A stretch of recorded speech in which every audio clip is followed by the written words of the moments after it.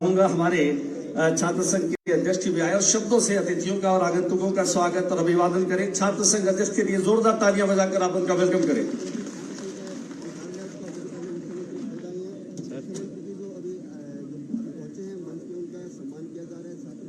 आज इस छात्र संघ अध्यक्ष कार्यालय के उद्घाटन पे हमारे मुख्यमंत्री आदरणीय अशोक गहलोत साहब, हमारे कांग्रेस पार्टी के राजस्थान के प्रभारी रंधावा साहब, यहाँ मंच पे विराजमान मंत्री गोविंद राम जी मेघवाल साहब, पवन सिंह जी भाटी साहब, बीडी कल्ला साहब, हमारे एनएसयूआई के इंचार्ज जो राजस्थान के हैं, और छात्र संघ अध्यक्ष मेरे छोटे भाई हरिराम गोदारा जी, विधायक कृष्णा पूनिया जी, तमाम सम्मानित मंच, यहाँ पर सामने विराज रहे आदरणीय बुजुर्गों, युवा साथियों, माताओं बहनों, छात्र शक्ति, मीडिया के बंधु, एक मौका मिला युवाओं के बीच में आने का, उनको आप सबने हमारा स्वागत किया, इसके लिए तो मैं धन्यवाद देना चाहता हूं। हमारे देश में युवा सबसे ज्यादा है और जिस देश में युवा सबसे ज्यादा होते हैं वो ही उस देश की प्रगति करते हैं, वही देश का आने वाला भविष्य होते हैं। और छात्र चुनाव के माध्यम से जो युवा चुनाव जीत करके आते हैं वो लोकतंत्र को मजबूत करते हैं, प्रजातंत्र को मजबूत करते हैं। और ये वर्षों से चली आ रही है कि जो लोग चुनाव में मत लेकर के चुनाव जीत करके आते हैं वो वहां की अपनी संस्था, अपने लोगों का प्रतिनिधित्व करते हैं, उनकी आवाज बन करके उनकी समस्याओं को उठाते हैं और उनका समाधान करवाते हैं।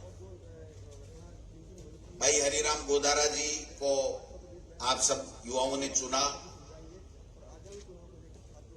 और अभी रामनिवास कोकना जी ने बताया कि किस प्रकार से हमेशा यहाँ काफी वर्षों से एनएसयूआई चुनाव जीतती आई है। मैं बधाई देता हूं एनएसयूआई के तमाम नेताओं कार्यकर्ताओं को जिन्होंने बहुत अच्छी मेहनत की है। मैं तो एक बात कहते हुए अपनी बात समाप्त करूंगा। मुख्यमंत्री जी को बोलना है, हमको दूसरे कार्यक्रम में भी जाना है, प्रभारी जी भी आए हैं, वो भी अपना संदेश देंगे कि युवाओं को समझना पड़ेगा कि आज के वर्तमान हालात में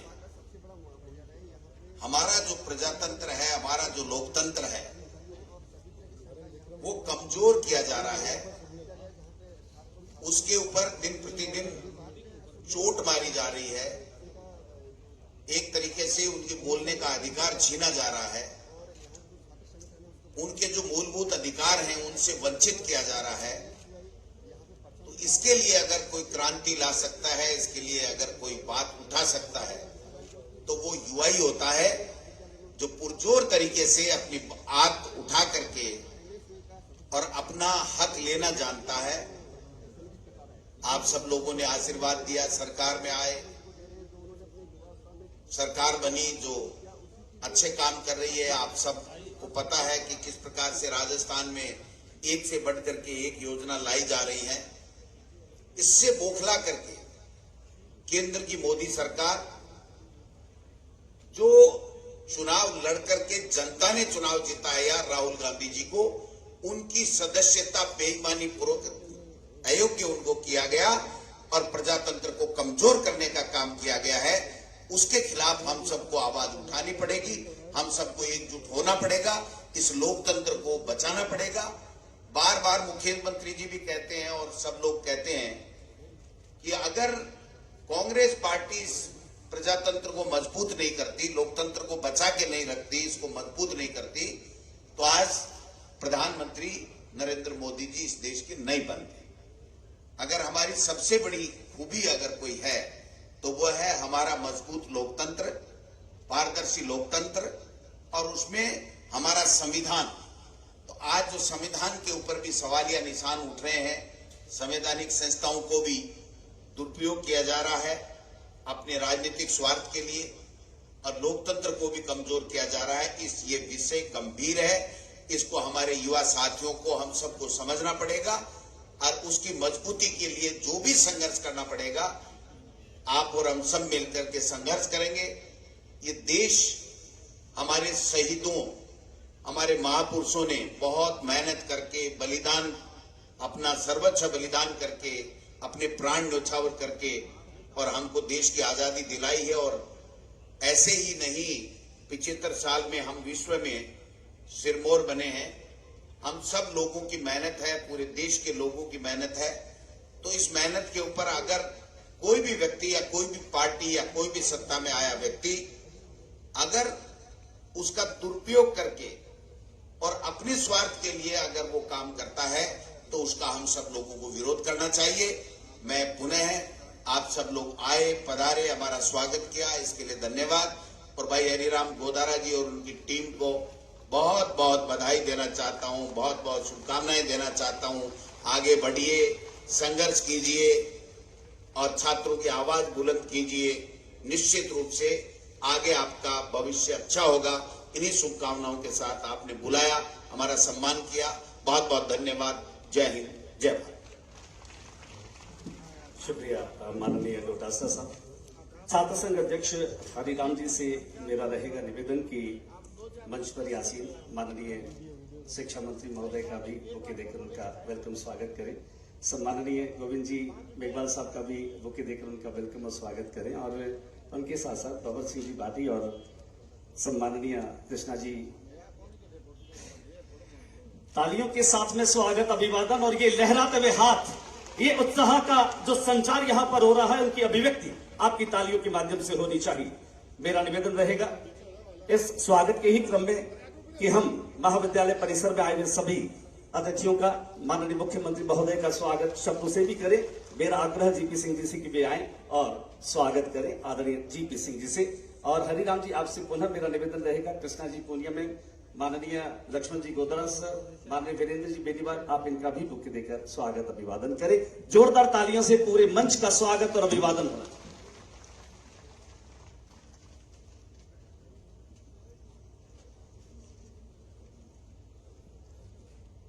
मंच पर आसीन राजस्थान के जननायक मुख्यमंत्री परम सम्माननीय अशोक गहलोत साहब, चूंकि मुझे कहा गया है कि बहुत कम समय है, समस्त मंचासीन माननीय मंत्री महोदय,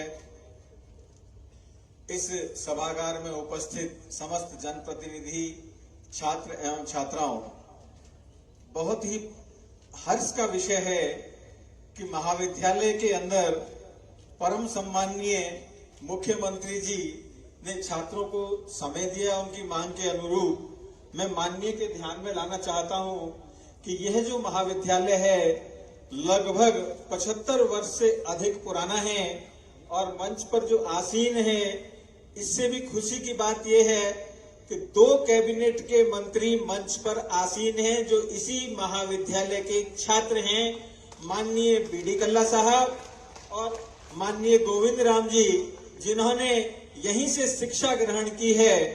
और उससे भी बड़ी बात, 1962 में स्नातकोत्तर कक्षाएं खुलवाने के लिए माननीय बीडी कल्ला साहब के नेतृत्व में ही जब आंदोलन हुआ था, तो इस महाविद्यालय में पीजी की कक्षाएं प्रारंभ हुई थी। और अत्यंत हर्ष का विषय है कि यह महाविद्यालय नेक से लगातार 3 बार ए ग्रेड प्राप्त है। जितने भी संस्थान हैं, आयुक्तालय की ओर से भी इस महाविद्यालय को सर्वश्रेष्ठ महाविद्यालय के इनाम से नवाजा गया था। इसके अलावा आज की तारीख में यहाँ पर 100 विभिन्न विषयों के अंदर जो शोध पर्यवेक्षक हैं वो पंजीकृत हैं। और इसी बजट में माननीय मुख्यमंत्री महोदय ने जो इस महाविद्यालय के छात्रों के लिए 15 करोड़ रुपए की लागत से ऑडिटोरियम की घोषणा की थी, जिसका कार्य भी प्रगति पर है। और आशा है कि उसके शिलान्यास के लिए भी हम माननीय मुख्यमंत्री जी से निवेदन करेंगे कि जल्द ही वो यहाँ के छात्रों की भावना के अनुरूप फिर से हमें समय देकर लाभान्वित करेंगे। साथ ही एक अत्यंत विनम्र निवेदन है कि आपने बीकानेर जिले में जो 18 महाविद्यालय खोले हैं, आज पूरे जिले में 18 महाविद्यालय हैं राजकीय, उसमें जो आवंटित सीटें हैं वहां ग्रामीण क्षेत्र के जो छात्र हैं अध्ययन का लाभ ले रहे हैं। साथ ही साथ आपने भवन निर्माण के लिए जो प्रत्येक महाविद्यालय को 4 से 5 करोड़ रुपए का आवंटन किया है। आशा है कि जुलाई से जो नियमित कक्षाएं हैं आपके द्वारा जो दिया गया बजट है उसकी सहायता से प्रारंभ हो जाएंगी। उससे ग्रामीण परिवेश के छात्रों को विशेष रूप से लाभ होगा। मैं माननीय के ध्यान में लाना चाहता हूं कि खेल के विकास के लिए और छात्र संख्या के अनुपात में कक्षा कक्षों की एक महती आवश्यकता है।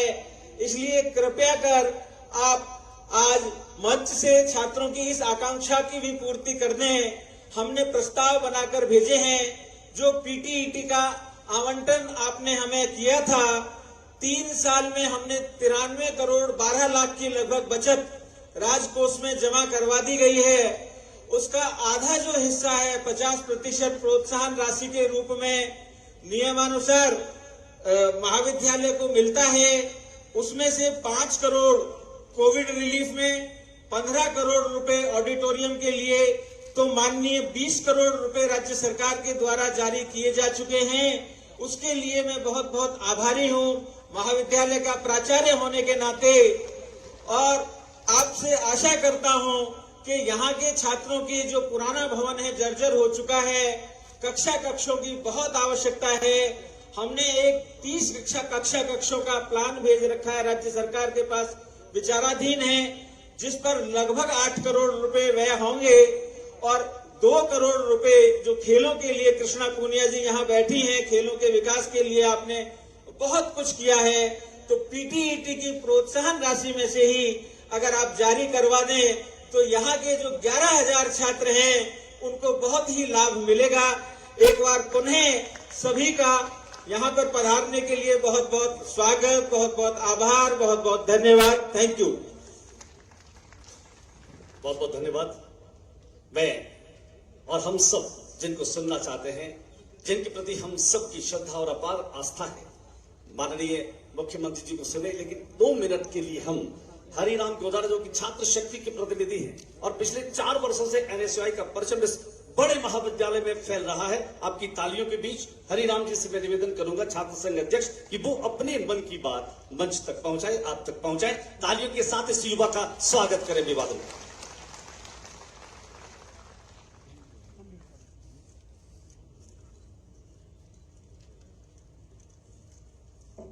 आज प्रदेश के सबसे बड़े राजकीय महाविद्यालय डूंगर महाविद्यालय में छात्र संघ कार्यालय उद्घाटन के उपलक्ष्य पर सभी छात्र छात्राओं को आशीर्वाद देने के लिए राजस्थान सरकार के माननीय लोकप्रिय मुख्यमंत्री आदरणीय अशोक गहलोत जी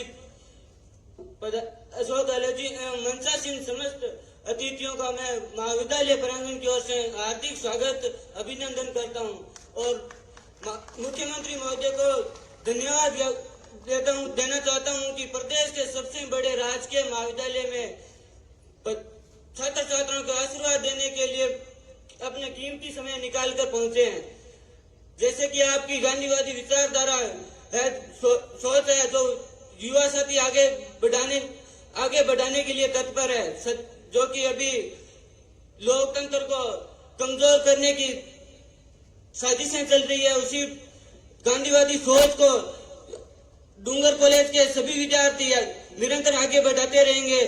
और आप पधारे समस्त मतासीन अतिथियों एवं माननीय जननायक मुख्यमंत्री महोदय श्री अशोक जी गहलोत का मैं धन्यवाद देता हूँ। धन्यवाद। जय हिंद।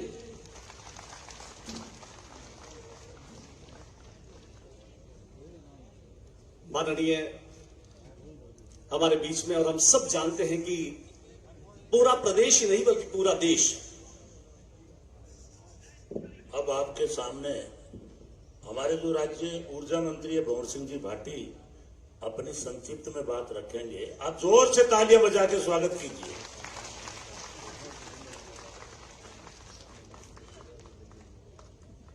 राजकीय डूंगर महाविद्यालय बीकानेर के प्रांगण में आज छात्र संघ कार्यालय उद्घाटन के इस गरिमामय कार्यक्रम में हमारे बीच में पधारे हुए राजस्थान के जननायक मुख्यमंत्री परम आदरणीय अशोक जी गहलोत साहब, इस कार्यक्रम में पधारे हुए राजस्थान के प्रभारी महासचिव आदरणीय सुखजिंदर सिंह जी रंधावा जी, राजस्थान प्रदेश कांग्रेस कमेटी के अध्यक्ष परम आदरणीय गोविंद सिंह जी डोटासरा साहब, मंच पर विराजे हुए हमारे शिक्षा मंत्री डॉक्टर बेटी कल्ला साहब, आपदा एवं प्रबंधन मंत्री राजस्थान सरकार गोविंद राम जी मेघवाल साहब, मंच पर विराजमान डॉक्टर कृष्णा पूनिया जी, विधायक सादुलपुर मदन गोपाल मेघवाल जी, लक्ष्मण कड़वासरा जी, वीरेंद्र बेनीवाल जी, मंगलाराम जी, महेंद्र गहलोत जी, यशपाल जी, गुरजोत संधू जी, प्रभारी एनएसयूआई राजस्थान,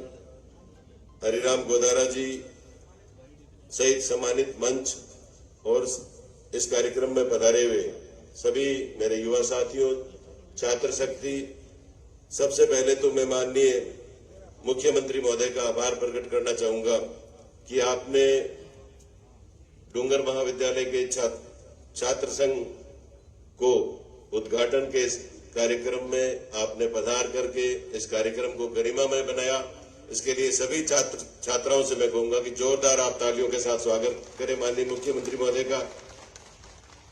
राजस्थान के मुख्यमंत्री जी ने पिछले 5 बजट गहलोत साहब ने पेश किए। कांग्रेस की सरकार के मुखिया के रूप में आपने राजस्थान के आम जन की भावनाओं के अनुसार तमाम वर्ग को, चाहे युवा वर्ग हो, चाहे कर्मचारी हो, चाहे किसान हो, मातृशक्ति हो, बुजुर्ग हो, सबके लिए जोरदार योजनाएं पिछले 5 बजटों में आपने देने का काम किया है। शिक्षा के क्षेत्र में आपने आपके इस 4.5 साल के कार्यकाल में ऐतिहासिक काम हुए हैं। राजस्थान में 2018 तक जहां 230 गवर्नमेंट के कॉलेज होते थे, आज उन कॉलेजेस की संख्या 500 से भी अधिक हो गई है। आपका जो निर्णय है माननीय मुख्यमंत्री महोदय, इससे राजस्थान में उच्च शिक्षा के क्षेत्र में युवाओं को कॉलेज की शिक्षा प्राप्त करने का जो अवसर आपने दिया है मुख्यमंत्री महोदय, बालिका शिक्षा को बढ़ावा देने के लिए करीब 91 कन्या महाविद्यालय आपने खोले हैं पूरे प्रदेश में। इससे कन्या शक्ति को, हमारी बहनों को जो 12वीं पढ़ने के बाद एक तरह से पढ़ाई छोड़ने के लिए मजबूर हो जाती थी, उनको भी आपने आगे बढ़ने का मौका दिया है। हमारे पूर्व शिक्षा मंत्री जी डोटासरा साहब यहाँ विराजे हुए हैं। आपने जो Mahatma Gandhi English medium school खोलने की आपने जो ऐतिहासिक निर्णय लिया था मुख्यमंत्री महोदय के नेतृत्व में, उसमें आज लाखों बच्चे अंग्रेजी माध्यम के स्कूल में पढ़ रहे हैं। गरीब का बच्चा, किसान का बच्चा, एक आम परिवार का बच्चा आज इंग्लिश मीडियम में फ्री पढ़ रहा है। निश्चित रूप से शिक्षा के क्षेत्र में नए आयाम पूरे राजस्थान में स्थापित किए गए हैं। चाहे बड़ी संख्या में स्कूलों को 10वीं से 12वीं करना हो। बीकानेर की यदि हम बात करें तो बीकानेर में जो 4 विश्वविद्यालय वर्तमान में चल रहे हैं, महाराजा गंगा सिंह विश्वविद्यालय, स्वामी केशवानंद कृषि विश्वविद्यालय और जो हमारा गुरु जम्बेश्वर भगवान के नाम से आपने पशुपालन विश्वविद्यालय का जो नाम अभी बजट में घोषणा की है, ये विश्वविद्यालय भी आपकी देन है। और जो इंजीनियरिंग का यूनिवर्सिटी है बीकानेर टेक्निकल यूनिवर्सिटी, ये भी आपके कार्यकाल में 2013 में खोले गए। चारों की चारों विश्वविद्यालय माननीय मुख्यमंत्री अशोक गहलोत जी आपके द्वारा बीकानेर संभाग मुख्यालय पर खोले गए। उसके लिए बीकानेर की छात्र शक्ति आपका जितना धन्यवाद दे उतना कम है। बीकानेर के डूंगर कॉलेज सहित 2 कॉलेज होते थे बीकानेर में, आपने 18 गवर्नमेंट के कॉलेज पिछले 4 सालों में बीकानेर जिले में खोले हैं। एक बड़ा इतिहास बनाया है। प्रत्येक तहसील मुख्यालय पर, प्रत्येक उपखंड मुख्यालय पर आपने जो गवर्नमेंट के कॉलेज खोले हैं, आज हजारों बच्चे गांव में पढ़ करके अपनी उच्च शिक्षा ग्रहण कर रहे हैं। डूंगर महाविद्यालय का अपना अच्छा इतिहास है। यहाँ से निकलने वाले विद्यार्थी हमेशा मेधावी रहे हैं। आपने यहाँ पधार करके जो समय दिया उसके लिए मैं संपूर्ण छात्र शक्ति की तरफ से आपका आभार प्रकट करता हूँ। बहुत बहुत धन्यवाद। जय हिंद, जय भारत। शुक्रिया, धन्यवाद। मैं निवेदन कर रहा हूं cabinet minister honourable Govind Ram ji Meghwal साहब की भी आए और अपनी बात कहें। राजस्थान सरकार के और हमारे आदरणीय राजस्थान सरकार के मुख्यमंत्री और आदरणीय नेता अशोक गहलोत साहब, हमारे राजस्थान के प्रभारी जो कि पंजाब में डिप्टी चीफ रहे, अभी भी एमएलए हैं और हमारे प्रभारी हैं, सुखजिंदर सिंह जी रंधावा साहब, हमारे क्रांतिकारी और मुख्यमंत्री जी के साथ कंधे से कंधा मिला के पूरे राजस्थान के अंदर जो विकास की गंगा बहा रहे, आदरणीय गोविंद सिंह जी डोटासरा साहब जो कि हमारे पीसीसी के अध्यक्ष है, सम्मानित मंच और सामने विराजमान सभी हमारे इस समाज की क्रीम स्टूडेंट्स और बालिकाएं, साथियों, मैं सबसे पहले तो मुख्यमंत्री जी को बधाई देना चाहता हूं कि आपने कल 5 बजे इन स्टूडेंट्स को टाइम दिया। कल से इनके इतने खुशी आए बच्चों में, जिसकी मैं यहाँ गाथा नहीं गा सकता या सुना नहीं सकता, कि कल के बाद रात को मेहनत करके और इन्होंने भारी उत्साह के साथ ये सारी तैयारी की। इसके लिए मैं आपको बधाई प्रेषित करना चाहता हूं। साथियों, आप जानते हो, मुझे याद आता है ज्योतिबा फुले का कथन कि शिक्षा के बिना मति नहीं, मति के बिना नीति नहीं, नीति के बिना गति नहीं और गति के बिना अर्थ नहीं, रुपया पैसा नहीं और रुपये पैसे बिना आदमी का जीवन पशु के बराबर है। आज मुख्यमंत्री जी ने गांव-गांव में अंग्रेजी स्कूलें देकर और यह साबित कर दिया कि आज एक गरीब का बच्चा भी अंग्रेजी की शिक्षा निःशुल्क प्राप्त कर सकता है। मुझे याद है जब मैं डूंगर कॉलेज का 1980 में स्टूडेंट बनकर के आया तो यहाँ हमारे बीकानेर में मात्र 2 कॉलेज थे, लॉ की डिग्री मात्र यहाँ डूंगर कॉलेज में मिलती थी। और आज आपने पूरे 33 जिलों में मेडिकल कॉलेज देने का काम किया। आपने भारी संख्या में जितने आजादी के बाद कॉलेज नहीं खुले, इतने अपने पिछले 5 साल में खोलने का काम किया। इसलिए मैं मेरे स्टूडेंट से निवेदन करना चाहूंगा कि शिक्षा के बिना जीवन अधूरा है। आप याद करो कि या तो महात्मा गांधी जी नालक से गया था, उन्होंने लॉ की डिग्री विदेश से ली। डॉक्टर अंबेडकर जिन्होंने संविधान बनाया, वो भी लॉ की डिग्री बाहर से लेकर के आए। शिक्षा के बिना कुछ भी नहीं है। और आप देख रहे हैं कि 2014 के बाद जो इस देश में सत्ता पे काबिज हो गए, वो वापस 100 साल पीछे ले जा रहे। आपको भय का वातावरण बना रहे, पाखंडवाद में लोगों को लड़ा रहे और जाति और धर्म के नाम पे लड़ा रहे। ये अंग्रेज जानते थे कि इस देश में एकता का भाव है या शिक्षा का भाव है या विकास नहीं था या कॉलेज नहीं थे, उसका लाभ उठा करके या काबिज हो गए। वो मात्र एक ईस्ट इंडिया कंपनी आई थी। लेकिन आज जो आपने सामने बैठे हो, सभी गांव से आते हो आप लोग। कल आप में से कोई कलेक्टर बनेगा, कल आप में से कोई एसपी बनेगा, कोई इस देश का नेता बनेगा। इसलिए मैं आपसे आग्रह कर रहा हूं कि आप लोग आज जो कांग्रेस की नीति है, जिसने इस देश को आजादी दिलाई, जिसने इस देश को विकास की ओर ले गए, और ये लोग जो केंद्र में मॉब लिंचिंग करवा रहे हैं, आज छोटी छोटी बातों के अंदर लोगों को देशद्रोही का नारा दे रहे हैं। इसलिए हम सब पढ़े लिखों को समझने की जरूरत है।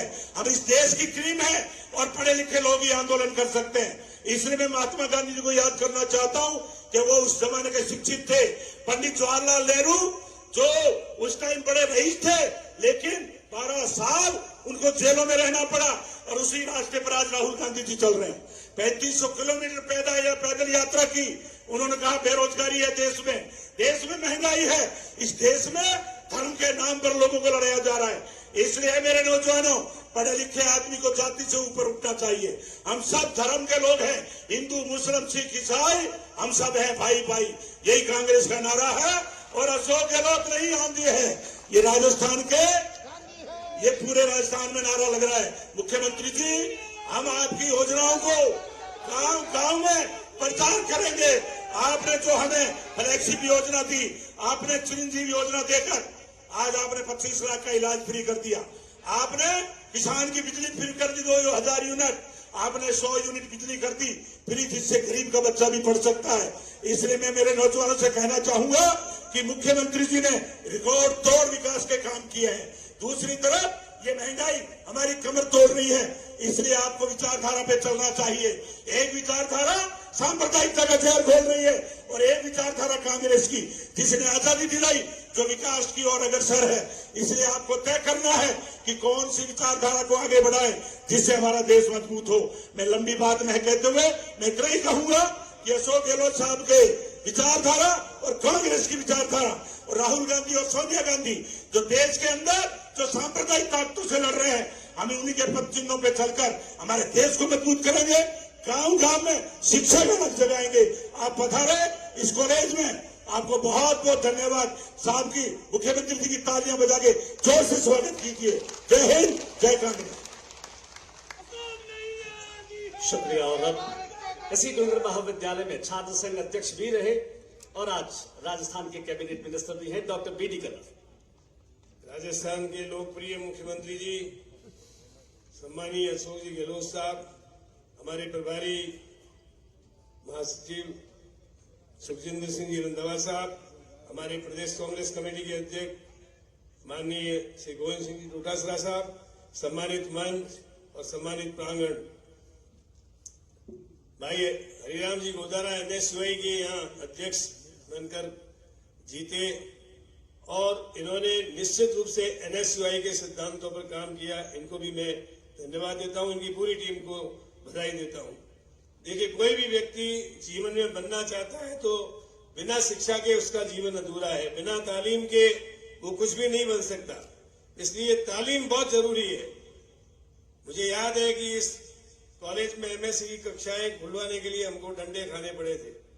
यहाँ की यूनिवर्सिटी बनाने के लिए बहुत संघर्ष करना पड़ा, लेकिन मैं धन्यवाद देना चाहता हूँ हमारे माननीय मुख्यमंत्री जी को। उन्होंने यहाँ 4 विश्वविद्यालय बनाने में अपना अभूतपूर्व योगदान दिया और अभी हाल ही में इस बजट में 15 करोड़ रुपए हमारे आग्रह पर यहाँ का ऑडिटोरियम, जब से ये कॉलेज बनी थी तब से छात्र संघ के लोग मांग कर रहे थे, 15 करोड़ रुपए ऑडिटोरियम के लिए दिए। इसके लिए भी मैं आपका आभार व्यक्त करता हूँ।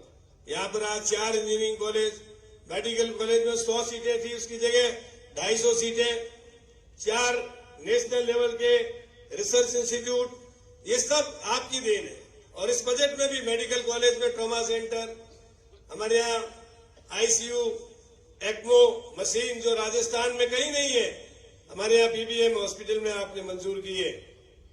इसके अलावा प्रिंसिपल साहब GP सिंह जी ने जो मांगे रखी है, हम निश्चित रूप से कक्षा कमरों की कमी के लिए भी माननीय मुख्यमंत्री जी से आग्रह करेंगे कि जो PTET का पैसा है उसमें 50% पैसा हम वापस डूंगर कॉलेज को देते हैं। उस फंड से कक्षा कमरों की भी दूरी कमी करने का हम पूरा प्रयास करेंगे।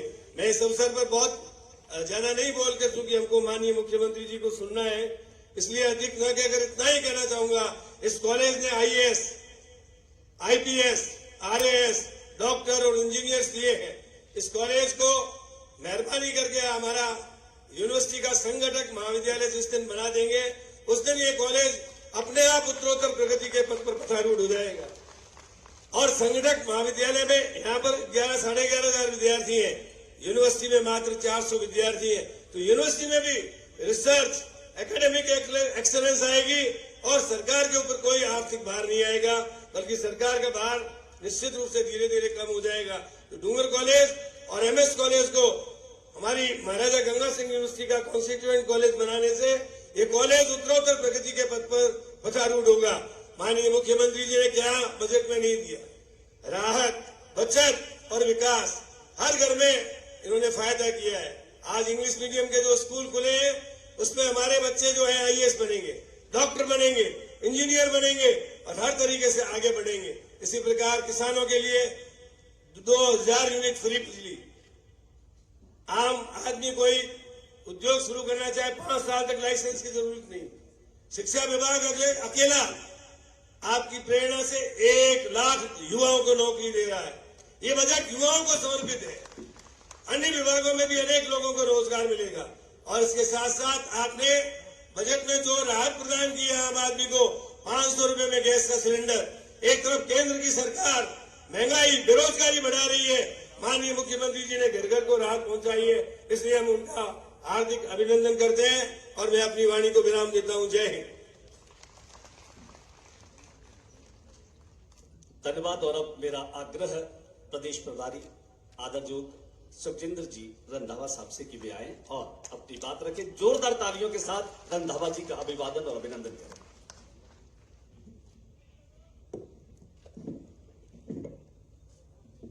माननीय चीफ मिनिस्टर अशोक गहलोत जी, डोटासरा जी, कला साहब, मेघवाल साहब, भाटी जी, कृष्णा पुनिया जी और यहाँ के प्रेसिडेंट डोटारा साहब और स्टेज पर बैठे सभी नेतागण और मेरे सामने बैठे स्टूडेंट्स, टीचर, सत्कारयोग भाइयों बहनों, पहली बात तो मेरे को खुशी इस बात की है कि अमृतसर की गुरु नानक देव यूनिवर्सिटी में टोटल 16,000 स्टूडेंट है और आपके कॉलेज में 11,500 थे। मैं आपको मुबारकबाद देना चाहता हूँ।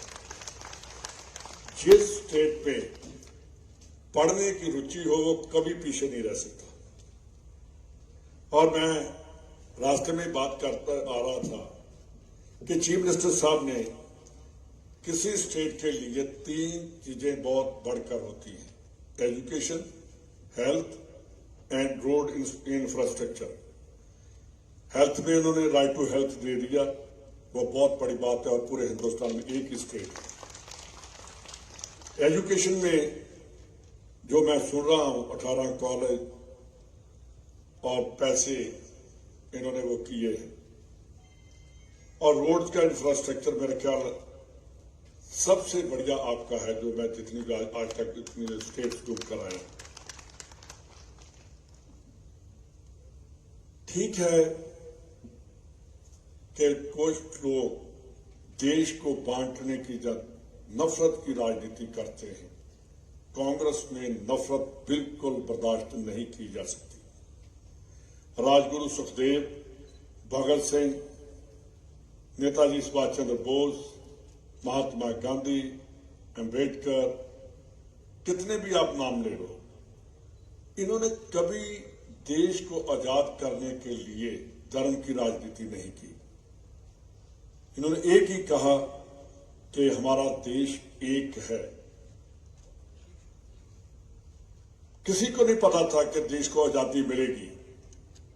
किसी ने नहीं कभी सोचा कि देश को आजादी मिलेगी।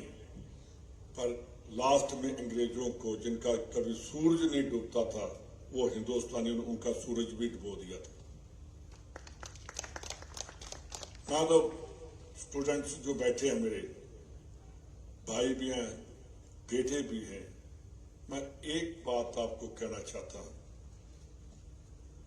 अगर देशभक्ति है तो देश है, अगर देशभक्ति नहीं है तो पढ़ने का कोई फायदा नहीं।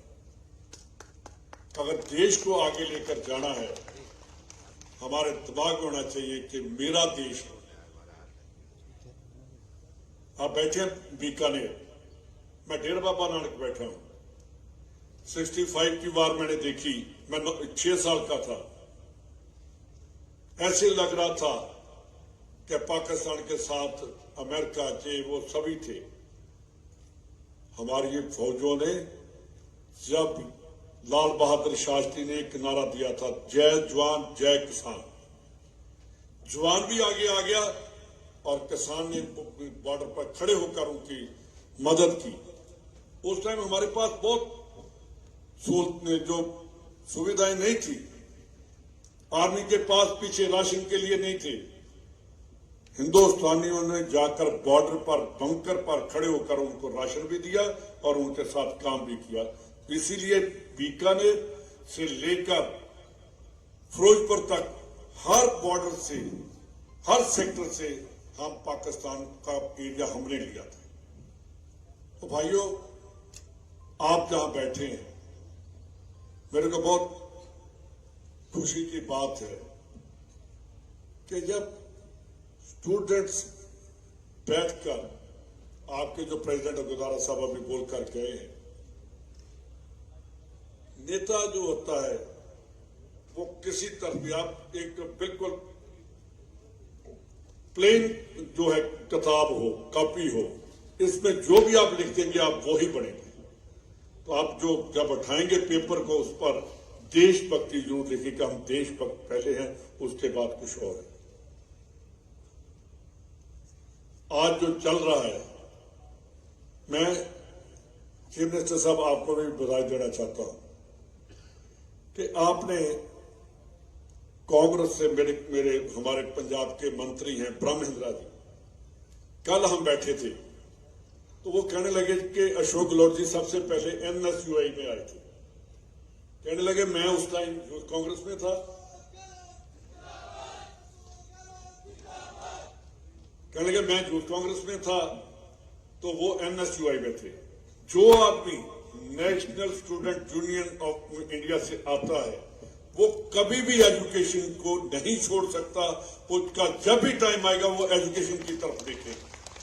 तो मैं इनको कैसे आगे लेकर जाना, मैं आप सबको मुबारकबाद देता हूं और कामना करता हूं कि इससे भी ज्यादा आप एजुकेशन को और आगे लेकर जाइए ताकि हमारा देश वर्ल्ड में सबसे आगे जा सके। एक ही पहचान है, अगर एजुकेशन है तो देश है, एजुकेशन है तो तरक्की है। बहुत बहुत धन्यवाद। जय हिंद।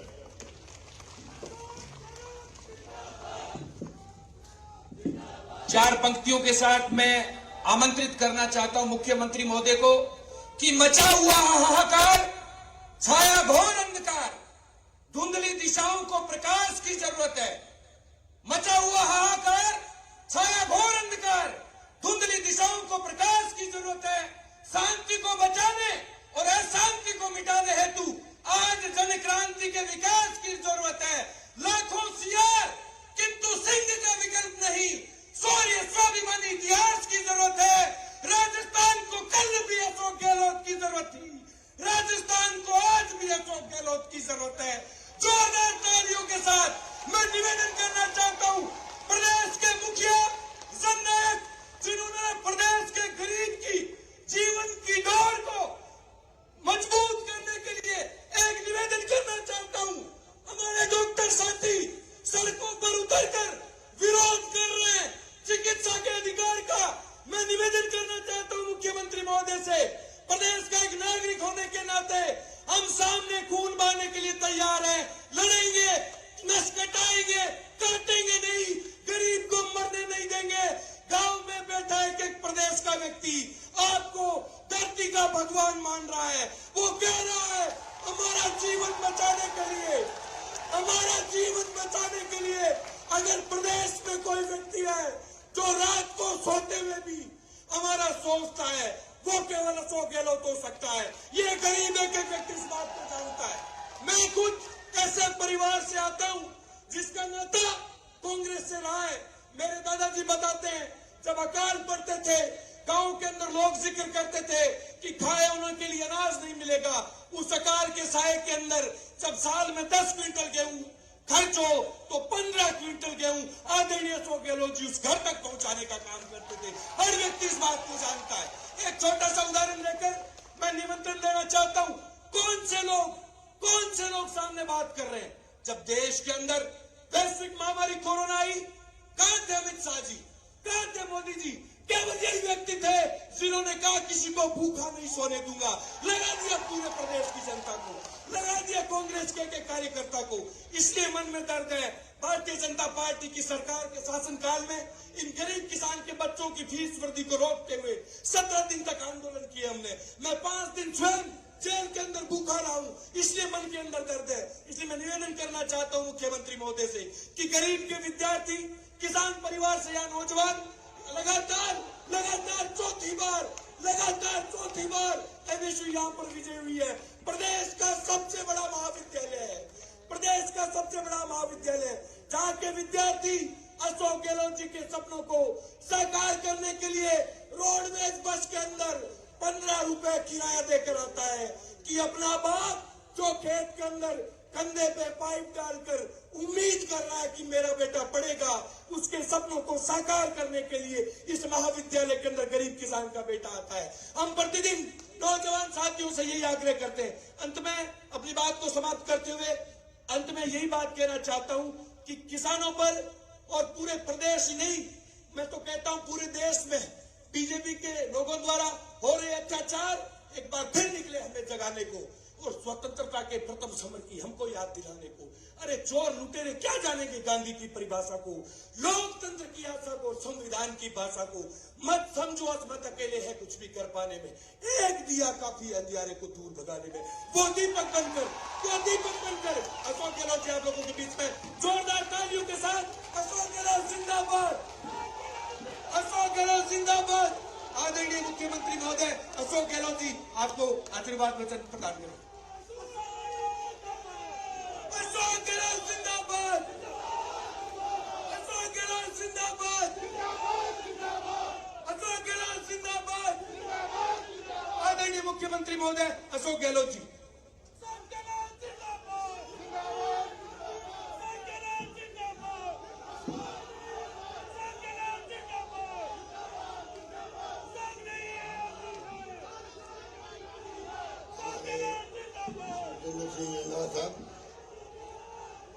राजस्थान प्रदेश कांग्रेस के अध्यक्ष गोविंद डोटासरा जी, हमारे वरिष्ठ नेता बीडी कल्ला साहब, गोविंद मेघवाल जी, भंवर सिंह भाटी साहब, श्रीमती कृष्णा पूनिया जी, गुरजोत संधू जी एनएचए के प्रभारी, जीपी सिंह जी आचार्य और हमारे नवनिर्वाचित छात्र संघ के अध्यक्ष हरिराम गोदारा जी, रामनिवास कुकना जी और बिंदु बेनीवाल जी,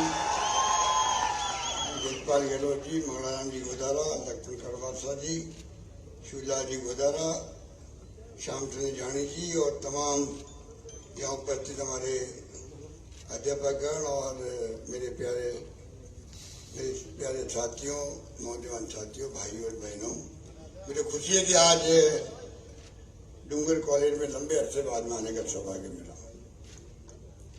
जब राजीव गांधी जी थे तब इस कॉलेज में आए थे हम लोग, और जो डूंगर कॉलेज का नाम है, ये आपने ठीक कहा, ये नाम पूरे बीकानेर संभाग तक सीमित नहीं है। डूंगरपुर का नाम पूरे राजस्थान के अंदर। डूंगर कॉलेज संख्या के हिसाब से भी आज लंबे अरसे से सफर तय करता करता यहाँ तक पहुंचा है, और यहाँ के छात्र निकल के, जैसा मेरे पूर्व वक्तों ने कहा, अच्छे कीर्तिमान स्थापित भी किए हैं। मैं आप सबको सबसे पहले तो अपनी ओर से, आप सबकी ओर से हरिराम गोदारा को छात्र संघ अध्यक्ष बनने के लिए बधाई देना चाहता हूँ। आप सबका विश्वास हरिराम में रहा और एक नौजवान को अवसर दिया आपने। अभी रामनिवास कुकना जी जोश खरोश के साथ में आह्वान करे थे आप सबको, ये जज्बा बना रहे आप में। आप लोग देश में क्या हो रहा है, प्रदेश में क्या हो रहा है और दुनिया में क्या हो रहा है, वहां तक भी आपकी नॉलेज होनी चाहिए। नॉलेज इज पावर, ये नई थीम चली है पूरी दुनिया के मुल्कों में। जो ज्ञान है किसी के पास में, वो भी बहुत बड़ी ताकत होती है। इसके मर्म को समझना चाहिए आपको भी। लिखना, पढ़ना, अध्ययन करना, आजकल तो स्मार्टफोन है, इंटरनेट सेवाएं हैं, पूरी जानकारियां संजो के रखना, मैं समझता हूँ ये जिंदगी भर काम आती है, जिंदगी भर काम आती है। इतने प्लेटफॉर्म पे डिस्कशन होते हैं देश की राजनीति के बारे में, प्रदेश के बारे में, दुनिया के बारे में। खाली पढ़ाई लिखाई से काम नहीं चलता है। एक तरफ अन्य एक्टिविटी होती है खेलकूद के साथ साथ में, वो उसका महत्व, चाहे वो स्काउट, एनएसएस, एनसीसी हो, और चाहे वो एक्टिविटी खेल के साथ साथ में किस प्रकार हम सोच बढ़ाते हैं अपना। मैं समझता हूँ कि वक्त का तगाजा है कि हम किस प्रकार से हर घटनाओं को वाच करें। व्यक्तित्व भी और कृतित्व भी हमारा दोनों शानदार बने। सरकार कोई कसर नहीं छोड़ रही। बिल्कुल ठीक कहा गया कि अगर स्वास्थ्य सेवाएं और शिक्षा में अगर आप प्रायोरिटी देते हो सरकार की तरफ से, और मानव संसाधन वुमेन रिसोर्स बनता है अपने राजस्थान का, नौजवानों का। आने वाला कल आपके ऊपर निर्भर करेगा, देश का भविष्य, प्रदेश का भविष्य। मानव संसाधन जितना अच्छा बनेगा, सर्वश्रेष्ठ बनेगा, वो इन्वेस्टमेंट है राजस्थान के लिए। इस बात की गाढ़ मानना, खाली पढ़ाई बीए पार कर ली, एमए पार कर ली, उसके साथ में आपने कितना ज्ञान प्राप्त करना। ज्ञान में और शिक्षा में भी अंतर है। नॉलेज होना बहुत जरूरी है, शिक्षा बहुत आवश्यक है, साथ में शिक्षा होगी तो ज्ञान भी होगा। मैं समझता हूं कि ये राजस्थान के भविष्य में उज्जवल है। देखिए, राजस्थान में नौजवानों के लिए सरकार कोई कमी नहीं रख रही है, एक के बाद एक स्कीम लेकर आ रही है, वो आपके ध्यान के अंदर है। हर तरीके से छात्रवृत्ति की बात हो, अनुपति योजना जो अफोर्ड नहीं कर सकते हैं उनको 30,000 बच्चों को हम लोग पहले 15,000 थे, अब 30,000 कर दिए। फ्री कोचिंग करवाने की बात है, जो बच्चे अफोर्ड नहीं कर सकते हैं और प्रतिभाशाली है उनको विदेश तक भेजने का हमने फैसला किया। पहले 200 बच्चे थे, संख्या बढ़ती गई, इनका 500 बच्चों को प्रति साल भेजने का फैसला किया है। आने जाने का खर्च अमेरिका जाए, इंग्लैंड जाए, कहीं जाए दुनिया के मुल्कों में, जहाँ एडमिशन हो गया तो खर्चा सरकार दे रही है, आने जाने का भी, वहाँ रहने का भी और वहाँ की फीस का भी। 2-3 स्लैब बना दिए गए। ये क्यों किया गया? यहाँ के बच्चे जो हैं आने वाले कल के भविष्य बने, मानव संसाधन के रूप में वो आगे आए और प्रदेश की भी, देश की सेवा भी करें। और ये आजकल माहौल अच्छा भी है, ऑल इंडिया सर्विसेज के अंदर भी IAS बन रहे हैं, ज्यादा बच्चे राजस्थान नहीं जा रहे, पहले ऐसा नहीं था। ये जो बदलाव आ रहा है उसका कारण भी है कि शिक्षा में हमने जोर दिया है। पहली बार मैं जब मुख्यमंत्री था 98 के अंदर, जब सिर्फ 6 विश्वविद्यालय राजस्थान में थे, आज 89 विश्वविद्यालय राजस्थान के अंदर खुल गए। 89 विश्वविद्यालय पहले आजादी के बाद के 18 तक, हमारी सरकार आने के पहले तक 250 के लगभग कॉलेज थे, 47 गर्ल्स कॉलेज थे। आज हमने 4 साल के अंदर 303 नए कॉलेज खोल दिए, उसमें 130 कॉलेज गर्ल्स के खोल दिए। एक घोषणा कर रखी है, या 500 लड़कियां पढ़ेगी गांव में या कस्बों में, कहीं पे भी वहां कॉलेज बना दिया जाएगा। आप सोच सकते हो कि गर्ल्स एजुकेशन महत्व रखती है अपना। तो शिक्षा के क्षेत्र में जिस प्रकार से इंग्लिश मीडियम स्कूल की बात की गई, लगातार खोले जा रहे हैं हम लोग। बच्चे जो जाते नौकरी करने के लिए बार बार फॉर्म भरने पड़ते थे, इस बार मैंने घोषणा कर दी है, एक बार फॉर्म भरो, एक बार फीस दो, बाद में जितनी बार एग्जाम देने जाओगे बार बार फॉर्म भरने की या फीस देने की जरूरत नहीं पड़ेगी आपको। ये हॉस्टल बन रहे हैं हर जिले के अंदर, जिससे कि बच्चों को आराम मिल सके रहने के लिए। दिल्ली में हॉस्टल बना रहे हैं हम लोग। दिल्ली में उदयपुर हाउस था पुराना, कोर्ट हम जीत गए, खाली हो गया। वहाँ शानदार हॉस्टल बन रहा है, जो कि कॉम्पिटिशन में जाना चाहते हैं दिल्ली में बच्चे, उनको रहने की सुविधा मिल सके। कहने का मतलब है कि एक तरफ 100 जॉब मेगा फेयर लगाने का निर्णय किया अभी हमने। अभी जोधपुर में, बीकानेर में, अभी मैं भरतपुर जाकर बीकानेर पे लाया था। मेगा जॉब फेयर अच्छे लग रहे हैं, अच्छी नौकरी मिल रही है। अब 100 मेगा फेयर जॉब फेयर लगेंगे तो ऑन द स्पॉट कई लोगों की नौकरियां लगेगी। इस प्रकार से पेपर लीक की घटनाएं हुई। मुझे तो बहुत दुख हुआ, क्योंकि 26-27 लाख एग्जाम देने वाले थे बच्चे। हमने बड़े शौक से कहा इनको रोडवेज की बसें फ्री ट्रांसपोर्ट करवाएंगे। फिर मैंने मीटिंग ली तो मैंने कहा प्राइवेट, क्योंकि इतनी संख्या बढ़ गई थी, रोडवेज की बसें कम पड़ गई। मैंने कहा नहीं, प्राइवेट में किराया सरकार देगी। बड़े खुश हो गए सब लोग, बच्चे भी। फिर कलेक्टर को फोन किया गया तो भाई ये बाहर के बच्चे आएंगे दूर दूर से, रात को कहाँ ठहरेंगे, कहाँ खाएंगे, कैसे वो कर जाएंगे एग्जाम देने। तो लगभग तमाम सब जगह पर, कोई धर्मशालाओं में, कहीं होटलों में, जहाँ भी बस चला उनको रखा गया, खाने पर व्यवस्था की गई, बहुत अच्छा माहौल था।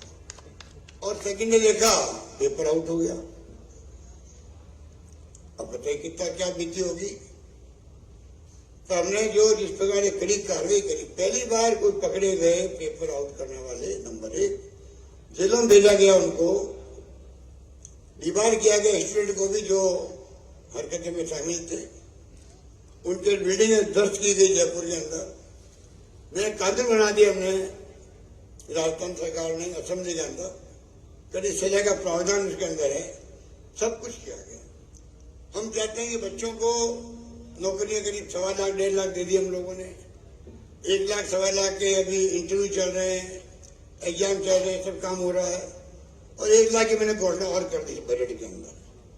इस प्रकार से सरकारी स्तर पर नौकरी मिले, इन्वेस्टमेंट बाहर से आए तो संभावना बढ़ जाती है कि आपको प्राइवेट सेक्टर में भी नौकरी मिलने की संभावना बढ़ जाती है। इस प्रकार से जो फैसले सरकार कर रही है उसका लाभ आप देख रहे हैं आने वाले वक्त में सबको मिलेगा। इंग्लिश स्कूल का एक मामूली ये फैसला नहीं है। मैं खुद बचपन में इंग्लिश के खिलाफ था, क्या काम आएगी। आज 40 साल के बाद में मुझे महसूस हुआ कि इंटरनेशनल लैंग्वेज इंग्लिश है। पहले मोबाइल फोन कंप्यूटर नहीं थे, तो राजीव गांधी का सपना था देश में कंप्यूटर भी आ गए, मोबाइल फोन इंटरनेट की सेवाएं आ गई। उस वक्त लोगों ने समझे थे कि राजीव गांधी कहना क्या चाहते हैं। जिस प्रकार से उन्होंने सपना देखा उस वक्त 21वीं सेंचुरी में हम लोग भी विकसित राष्ट्रों की तरफ आगे बढ़े हैं। आज अगर मोदी जी बात करते हैं विश्व गुरु बनने की, अगर राजीव गांधी का सपना नहीं होता तो बात ही नहीं कर पाते। जिस रूप में आज देश में चाहे इंदिरा गांधी की हत्या हो गई, खालिस्तान में बने, राजीव गांधी शहीद हो गए, पूरे उपमहाद्वीप में शांति स्थापित करने की बात करते थे। त्याग और बलिदान आजादी के पहले भी, आजादी के बाद में भी जिस शिल्प में हुआ है, इसका इतिहास भी आपको जानना चाहिए और उसकी स्टडी करनी चाहिए। इतिहास बनाना जिंदगी में आपको कभी कहीं जाकर के, चाहे आप राजनीति में आए, चाहे आप उद्योगपति बने, व्यापारी बने, सोशल वर्कर बने, ये जिंदगी में इतिहास काम आता है। इतिहास वही बना पाता है जो इतिहास का अध्ययन करता है कि हमारे उन नेताओं का इतिहास कैसे बना। कम बात नहीं है। जिस रूप में देश आगे बढ़ रहा है, लोकतंत्र 75 साल के बाद में यहाँ पर कायम रहा है, ये कम बात है। हमारे साथ में पाकिस्तान आजाद हुआ, बार बार सैनिकों का शासन, बंदूकों का राज, वहां पे प्रधानमंत्री को फांसी की सजा, क्या क्या नहीं होगा। हमारे यहाँ आत्मनिर्भर देश, पाकिस्तान की खबरें पढ़ते होंगे भी आप 15-20 दिन महीने भर से। अब तो वहां कल मैंने खबर पढ़ी, एक राज्य में इलेक्शन होने थे, इलेक्शन करवाने का पैसा उनके पास नहीं है, सरकार के पास। आप जस्ट इमेजिन, आप सोचेगा क्या दुर्गति हो रही वहां पर, महंगाई की और दूसरी बातों की सोच नहीं सकता। और हमारा मुल्क में जड़ें मजबूत रही, पंडित नेहरू की दूरदृष्टि थी, जिस कारण से इस्पात के कारखाने बड़े बड़े उस जमाने के बड़े बड़े बांध, कल कारखाने, IIT संस्थाएं प्रीमियर देश की, IIM, ICAR एग्रीकल्चर की, काजरी जोधपुर के अंदर, क्या बड़ी बड़ी संस्थाओं का यहाँ पर जो उनके प्रारंभ किया गया, उसके कारण से आज रिसर्च भी हुई है, ग्रीन रिवोल्यूशन भी हुआ है, हम आत्मनिर्भर भी हुए हैं सब क्षेत्रों में। आज दुनिया की हम आर्थिक ताकतों में माने जाते हैं। क्यों माने जाते हैं? अगर पंडित नेहरू की सोचनी होती तो हम भी पाकिस्तान की स्थिति बनती है हमारी। तो कहने को बहुत लंबी बातें हैं। मैं तो आपको इतना कहना चाहूंगा कि सरकार सोशल सिक्योरिटी का ध्यान दे रही है। पेंशन हम 1 करोड़ लोगों को दे रहे हैं, बुजुर्गों को, सज्जनों को, विधवाओं को, एकल नारी को। अभी मैंने मिनिमम 1000 रुपये कर दी पेंशन के, पहले 500 भी थी। इस प्रकार से हम हर चीज पे ध्यान दे रहे हैं। भारत सरकार से कह रहे हैं आप सोशल सिक्योरिटी में आइए, आप कानून बनाइए पार्लियामेंट के अंदर। जैसे कि डॉक्टर मनमोहन सिंह ने, सोनिया गांधी जी के वक्त बने थे कानून, नरेगा का बनो, बीकानेर वाले जानते हैं, आकाश छुका पड़ता तो क्या स्थिति होती थी यहाँ पर। अब आराम हो गया, रोजगार मिलता उन लोगों को। मैं कई बार आता था कोलायत और गांव में यहाँ पर काज आते कामों के अंदर, जब मैं मेंबर पार्लियामेंट था जोधपुर का, पड़ोस में था कोलायत। मुझे याद है यहाँ की संस्था भी अच्छा काम करती है, हमेशा सोशल वर्कर भी आपके यहाँ अच्छे हैं, कोई कमी नहीं रखी सेवा करने में। पर समय बीतता गया, कानून बन गया right to education, right to food, 2 रुपए किलो गेहूं, 3 रुपए किलो चावल, अभी तो फ्री मिल रहा है। आरटीआई, राइट टू इंफॉर्मेशन, वो क्रांतिकारी कानून है दुनिया का। ये कानून बने, ये कानून और बने। मैंने कहा प्रधानमंत्री जी को राइट टू सोशल सिक्योरिटी, हर इंसान, हर परिवार को जिंदा रहने का हक है, उनके लिए पूरी व्यवस्था आप करो। एक मजदूर होता है, बिल्डिंग खड़ी होती है, खाली मशीन से नहीं होती, मजदूरों से होती है, और जब उनका एज हो जाती है, उम्र हो जाती है, तो सही साथ नहीं देता, काम नहीं कर सकता। घर में ऐसी व्यवस्था नहीं होती है कि उनको ध्यान रखे कोई, बेटे पोते भी नहीं होते कई बार और स्थिति बन जाती घर की। सरकार की जिम्मेदारी है कि सबको एक मिनिमम जो है वो अपना जीवन चला सके, ये व्यवस्था हर परिवार की होनी चाहिए। दुनिया के मुल्कों में है, प्रधानमंत्री जी विश्व गुरु बनने की बात करते हैं, वो तब बनेंगे तब कम से कम सोशल सिक्योरिटी भी होगी देश के अंदर। इंग्लैंड में जाइए, अमेरिका में जाइए, 20 रुपये पैसा मिलता है परिवार को, जिसको जरूरत है। तो बहुत लंबी चौड़ी बातें हैं। मैं आपको इस मुबारक मौके पर कहना चाहूंगा कि आप निश्चिंत रहें, कॉलेज हो, स्कूल हो, हमने हर पंचायत में स्कूल खोल दिए 12th तक की, हर ग्राम पंचायत में। लड़के लड़कियों को बाहर दूर नहीं जाना पड़े, इतनी कॉलेज खोले, गर्ल्स कॉलेज की पेरेंट पढ़ाए लड़कियों को, पढ़े छुड़वाए नहीं। तो चारों ओर से हम लोगों ने पानी की स्कीमें बनाई है, घर घर नल योजना आपको मालूम है, आधा पैसा भारत का, आधा पैसा हम दे रहे हैं। बिजली का आप देख रहे हैं कि उत्पादन बढ़ रहा है, अब तो सोलर आने लग गया है और बढ़ेगा। सड़कें शानदार, राजस्थान की अभी रंधावा साहब कहते थे कि भाई राजस्थान की सड़कें बहुत शानदार है, तो मैंने कहा भाई कोई जमाना था गुजरात की सड़कें अच्छी मानी जाती थी, और कहावत थी गुजरात से आओ, कार के अंदर नींद में सो रहे हो, नींद खुल जाए समझो राजस्थान आ गया, इतनी सड़कें खराब थी। अब उल्टा मामला हो गया, शानदार सड़कें राजस्थान की हो गई। तो हर क्षेत्र में विकास किया राजस्थान में। इसलिए आपको मैं यही कहना चाहूंगा, अभी तुम आए तो थे, आपका प्रोग्राम रहता है, गोविंद मेघवाल जी ने बनवा दिया। हम तो आज आए थे, हमारे कांग्रेस के जो अब राहुल गांधी की मेंबरशिप खत्म कर दी पार्लियामेंट की, एक षड्यंत्र के द्वारा की गई है। आप सोचिएगा, जिस परिवार ने आजादी जंग के अंदर मोतीलाल नेहरू, आनंद भवन, सरदार भवन इलाहाबाद के अंदर गांधी जी भाई रुक करके आंदोलन चलाया करते थे देशव्यापी। पंडित नेहरू 10-12 साल जेलों में बंद रहे, उस जमाने की जेलों में बंद रहे 10-12 साल तक। वर्ल्ड हिस्ट्री, विश्व इतिहास की झलक और भारतीय खोज किताबें लिखी जो पढ़ने लायक है, जेलों के अंदर लिखी, पहले जेल के अंदर लिखी, और प्रथम प्रधानमंत्री बने, 17 साल से प्रधानमंत्री रहे।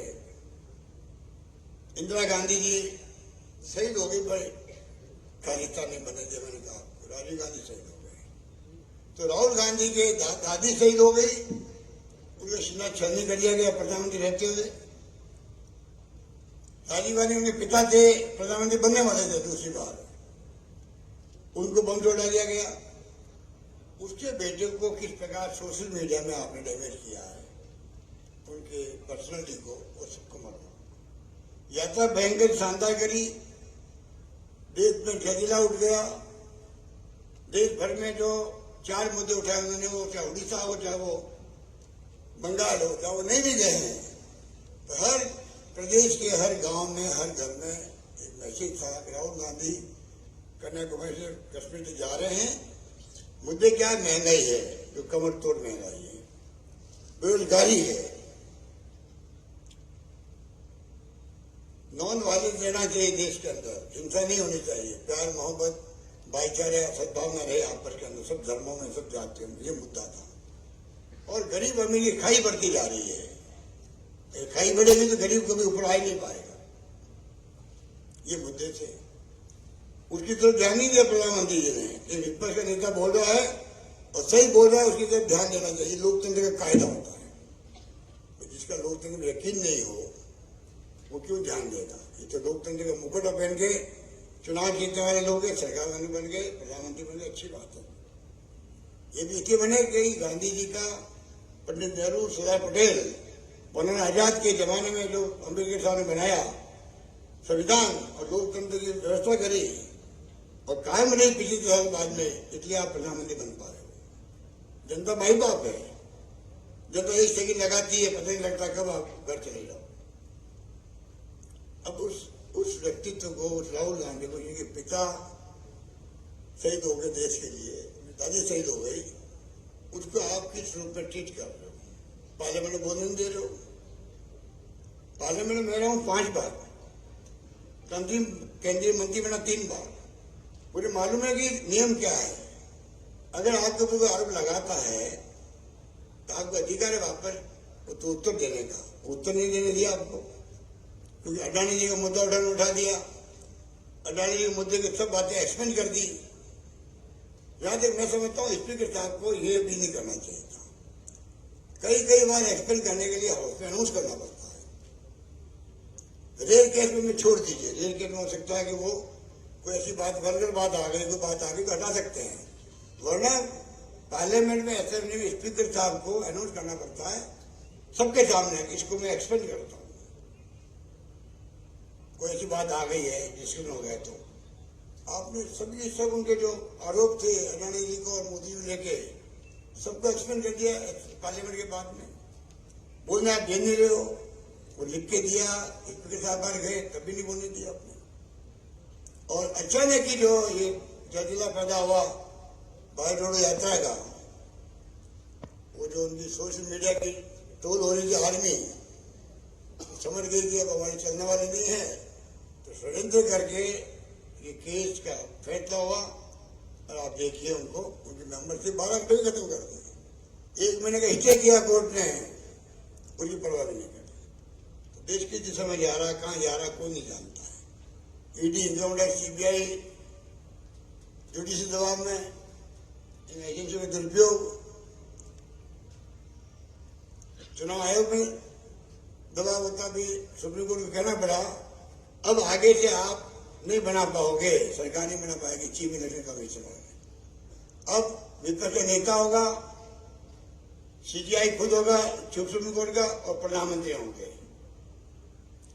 अब बताइए कितना बड़ा कमेंट और फैसला दिया सुप्रीम कोर्ट ने। आप सोच सकते हो क्यों दिया है? क्योंकि उन्होंने देखा जो हरकतें सरकार कर रही है वो हरकतें उचित नहीं है देश के लिए। कम से कम चुनाव आयोग इस पर चुनाव कराएगा तो डेमोक्रेसी जिंदा रहेगी। तो ये हालात मैं इसलिए कह रहा हूँ, मैं एनएसयू में था तब से मेरा मानना है कि छात्र जीवन से ही आप अपनी अपनी विचारधारा बनाएं, सबको सुने।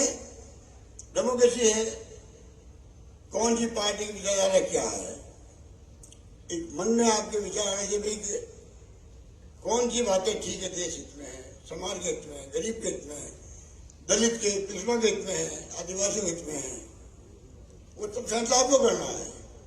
कोई हाथ पकड़ के आपको एनएसयू मेंबर नहीं बनाता है। जो विचारधारा पैदा होती है उससे बनते हैं। मैं बना था एनएसयू के प्रेसिडेंट, उसके पहले मैं कांग्रेस से कैसे बना बता दूंगा, फिर मैं अपनी बात समाप्त कर देता हूँ। बड़ा इंटरेस्टिंग है। मैं एमए कर रहा था इकोनॉमिक्स के अंदर, बीएससी करने के बाद में, और इंदिरा गांधी जो थी उन्होंने एक झटके के अंदर 14 बैंक थी, उनके मालिक पूंजीपति हुआ थे। पूंजीपति होते थे पहले मालिक बैंकों के, सरकार नहीं हुआ करती थी, पंजाब में के लोगों की जानकारी भी नहीं होगी। उनके मालिक टाटा हो, बिरला हो, गोयनका जो वो होते थे मालिक पूरी बैंक के। ब्रांचें शहर में होती थी, गांव में नहीं होती थी। गांव गांव ब्रांचें मिले आपको, और गरीब को पैसा, किसान को पैसा घर मिलता है गांव में। उस जमाने में खाली बीकानेर, जोधपुर, जयपुर, ये बड़े शहरों में बैंकें होती थी और गरीब आदमी निकलता था हम जैसा, पुलिस वाला बाहर बंदूक लेके खड़ा होता, सोचता भाई ये बैंक है खाली, कार में आओ, जिसके हाथ में पुलिस के लोग अंदर जा सकता है। ये माहौल था उस जमाने में। इंदिरा गांधी ने एक झटके में बैंकों का कर दिया राष्ट्रीयकरण, सहकारीकरण कर दिया बैंकों का। और राजा महाराज को प्रीमियम कर्ज मिलता था पहले।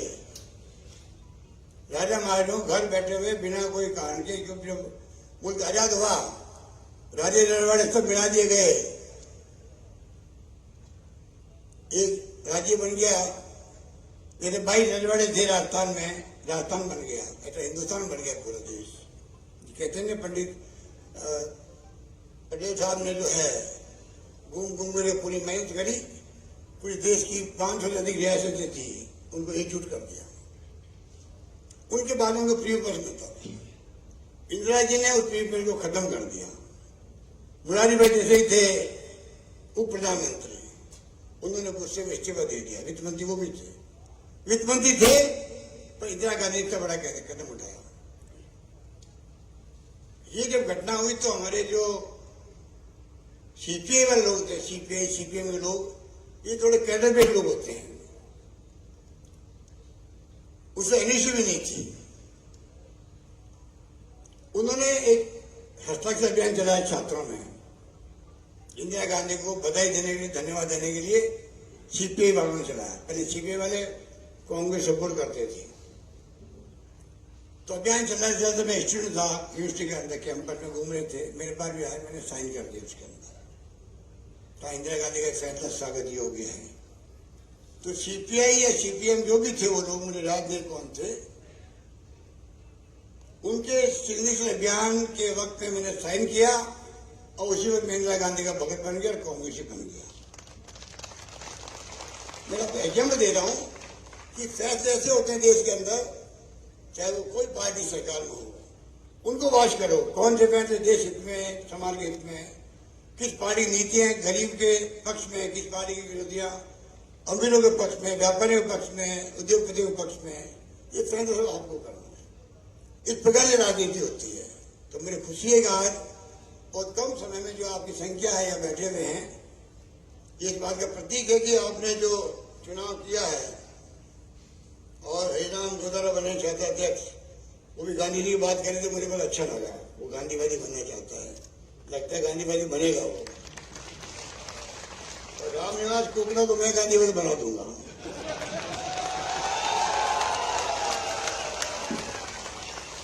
और गांधी भाई रहता रहे, शानदार म्यूजियम बन रहा है जयपुर के अंदर गांधी जी का। गांधी जी के नाम से Tata institute of social science है, वैसी इंस्टीट्यूट खड़ी कर रहे हैं जयपुर के अंदर महात्मा गांधी के नाम से, सोशल साइंस।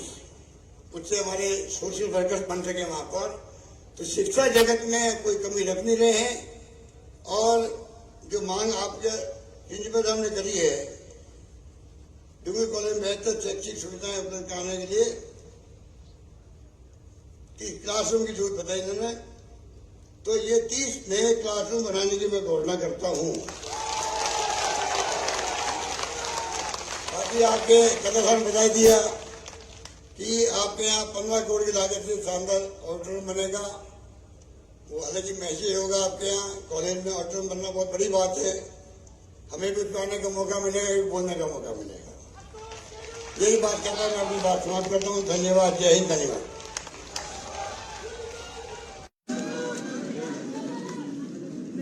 आदरणीय जननायक माननीय अशोक गहलोत जी ने आशीर्वाद स्वरूप अपने विचार आपके बीच में रखे। अब मेरा निवेदन की सम्मान प्रतीक आपको भेंट करेंगे। सम्मान प्रतीक महाविद्यालय के तरफ से साथी हरिराम गोदारा, सभी साथियों,